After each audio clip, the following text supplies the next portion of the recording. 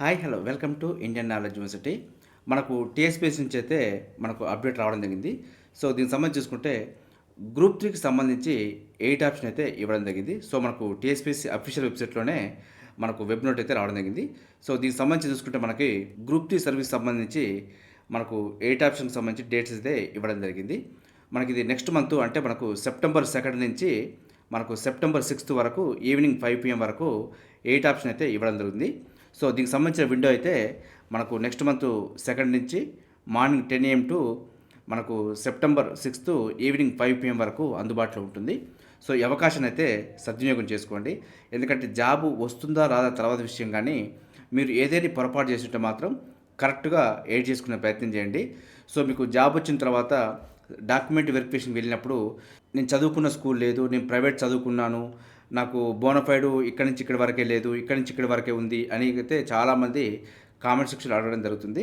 So ఇలాంటప్పుడు మీకు job వస్తుంది అనే దృఢ సంకల్పంతో దానికి కావాల్సిన డాక్యుమెంట్స్ ఎంతవరకు ఉన్నాయి, మీరు ఏదైనా పొరపాటు చేసి ఉంటే మాత్రం 8 ఆప్షన్ అయితే ఇవ్వడం జరిగింది. కాబట్టి దీన్ని సద్వినియోగం చేసుకోండి. 8 ఆప్షన్ ఇది క్లోజ్ చేసిన తర్వాత మాత్రం మీకు ఎలాంటి ఆప్షన్ కూడా ఇవ్వడం జరగదు. సో ఇందులో మీకు ఏదైతే ఇవ్వడం జరిగిందో దీని యొక్క డాటానే మీకు పరిగణించడం జరుగుతుంది. కాబట్టి అవకాశాన్ని అయితే ఉపయోగించుకోండి. దీనికి సంబంధించి మీరు ఏమేమి కరెక్షన్ చేసుకోవచ్చు అనేది కూడా మీకు ఇవ్వడం జరిగింది.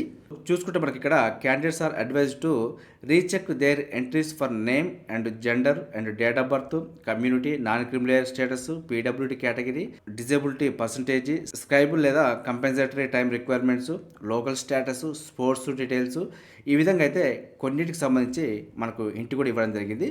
సో మీరు ఏదైనా పొరపాటు చేసి ఉంటే కరెక్షన్ చేసుకునే ప్రయత్నం చేయండి. సో మనకు సెప్టెంబర్ 2 నుంచి సెప్టెంబర్ 6 వరకు గ్రూప్ 3కి సంబంధించి 8 ఆప్షన్ అయితే అందుబాటులో ఉంది. గతంలో డిఎస్సి రాసిన వారు కూడా టెట్కు సంబంధించి ఫైనల్ మార్క్స్ కానీ అదేవిధంగా టెట్కు సంబంధించి కొన్ని వివరాలు 8 ఆప్షన్ ఇచ్చినప్పుడు ఎంటర్ చేయలేదు. సో వారు కూడా కొంత ఆందోళన వ్యక్తం చేయడం జరిగింది.